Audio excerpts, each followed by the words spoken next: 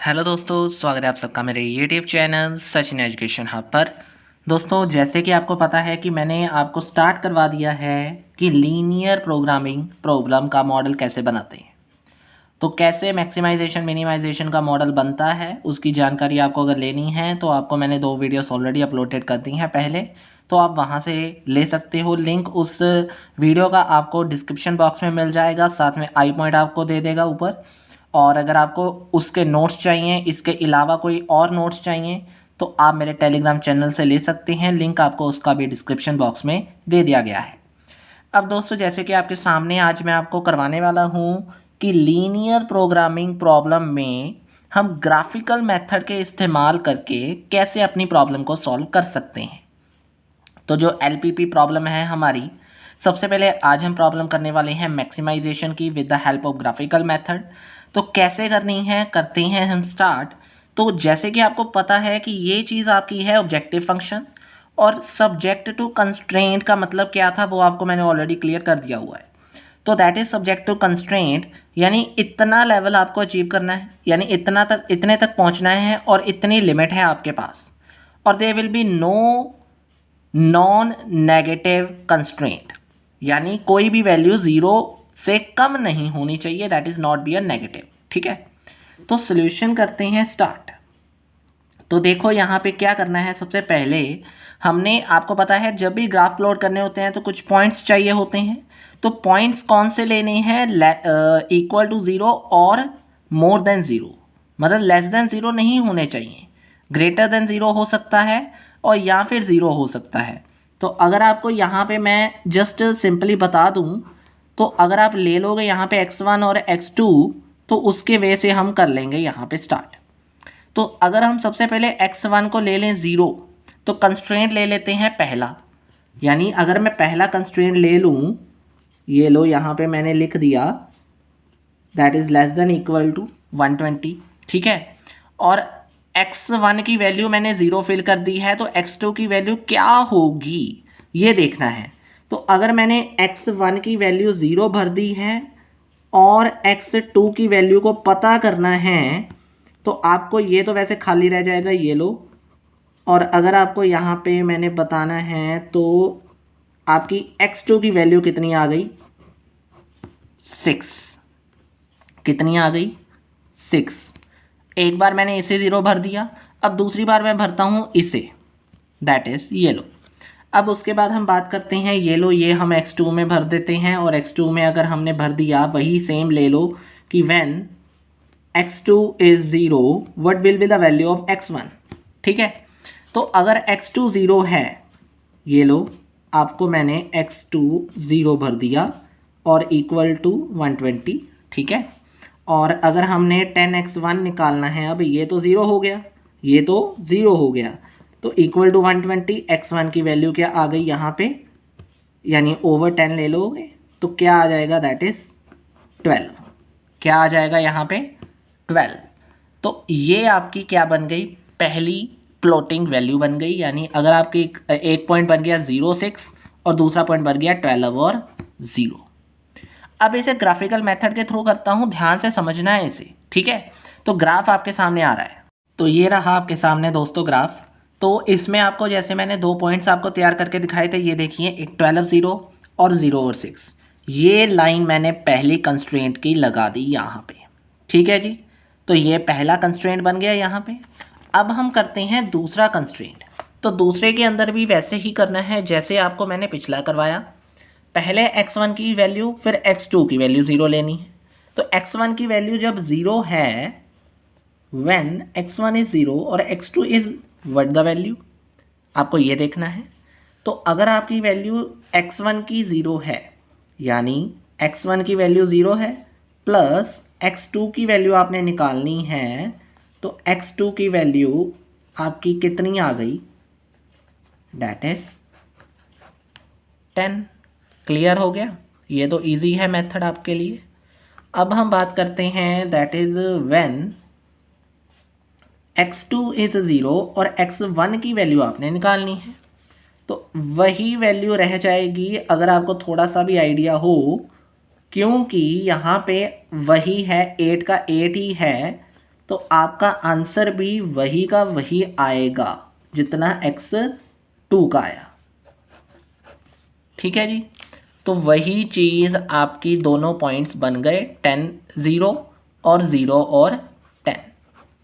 ठीक है जी, तो इसी पॉइंट को मैं यहाँ पे आपको दिखा देता हूँ एक बार। देखो ये आपको क्लियर है, दिस इज वाई एक्सिस और दिस इज एक्स एक्सिस। तो अगर आपने लेने हैं सबसे पहले एक्स एक्सिस तो ये रहा 10 और 0 पॉइंट, और अगर वाई एक्सिस लेना है तो ये रहा 0 और 10 का पॉइंट। ठीक है जी, इतना क्लियर हो गया अब आपको। तो अब ये देखो दोस्तों कि मैंने आपको एक ड्रॉ करके दिखा दी लाइन साथ में, तो ये दूसरा कंस्ट्रेंट हो गया, दैट इज कंस्ट्रेंट नंबर 2 और दिस इज कंस्ट्रेंट नंबर 1। अब अगर आपको याद हो तो आपने पहले अगर मैथ पढ़ा है तो आपको यहाँ पे ये सम्स आते होंगे कि आपने फिजिबल रीजन बनाना होता है, शेडेड रीजन बनाना होता है। तो कैसे बनाएंगे वो आपको देखना है।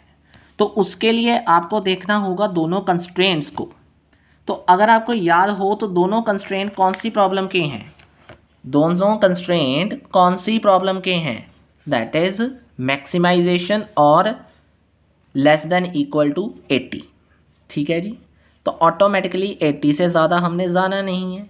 और अगर आपको देखना हो तो ये देखो बिलो, मतलब ये शो कर रहा है कि आपका फिजिबल रीज़न अंदर को बनेगा ना कि बाहर को, क्योंकि आपने यहाँ तक ही रहना है, मतलब मैक्सिमम 80 तक जाना है।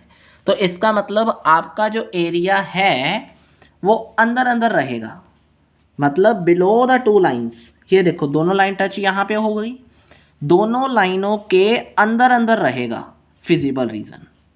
तो अंदर अंदर कैसे रहेगा वो मैंने बता दिया कि अगर आपका फेस, यानी अगर आपको इनडायरेक्टली तरीके से थोड़ा सा तैयार करूं, तो अगर आपका जो ये एरो है इसका फेस बाहर को है तो शेड रीजन अंदर को बनने वाला है। रीज़न ये है कि दोनों कंस्ट्रेंट का बाहर है और आपने मैक्सिमाइजेशन प्रॉब्लम करनी, यानी इतने लेवल तक ही जाना है।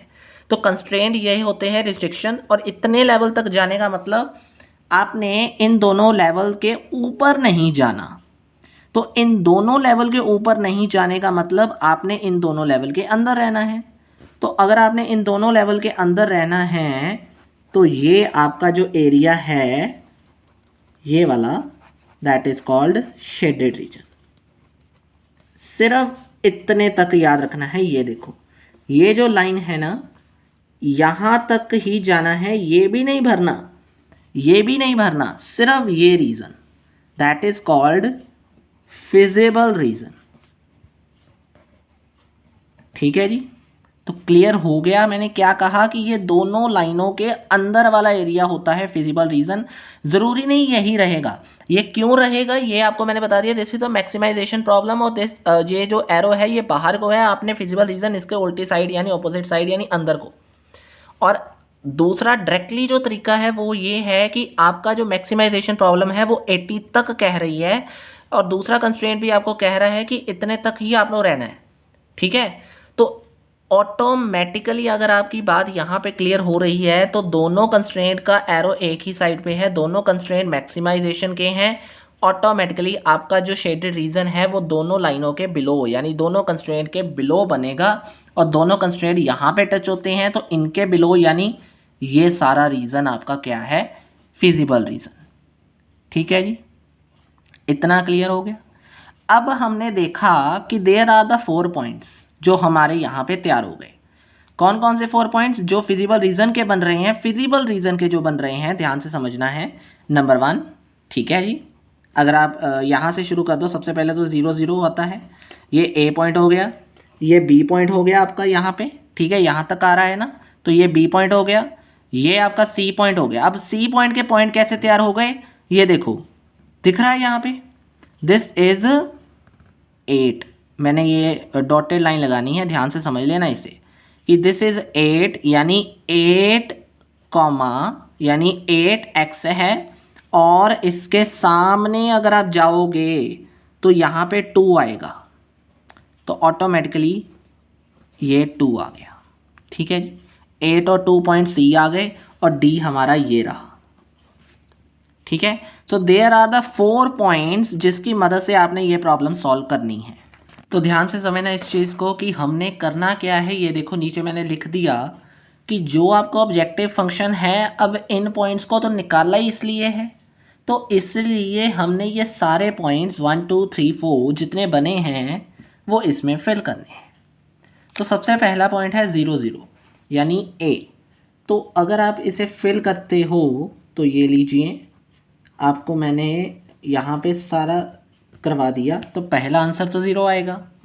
दूसरा बी पॉइंट है 10 और 0, तो 12 multiply by 10, 16 multiply by 0 that is equal to 120 plus 0 is equal to 120। ठीक है जी। फिर आता है आपका थर्ड 8 और 2। 8 और 2 का मतलब यहाँ पे आपने ये सारी चीज़ें की, तो 12 8 का आपका 96 आ गया और 16 2 का आपका 32 आ गया। ठीक है जी।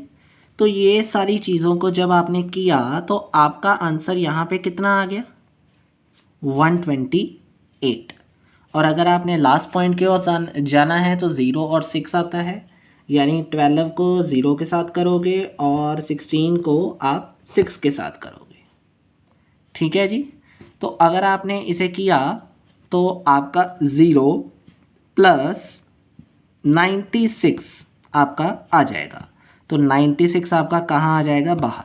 ठीक है। तो ये देखो अब 96, 128, 120 और 0, ये 4 पॉइंट्स आपके बनते हैं। अब हमने क्या देखना है सम के अंदर, मैक्सिमाइजेशन।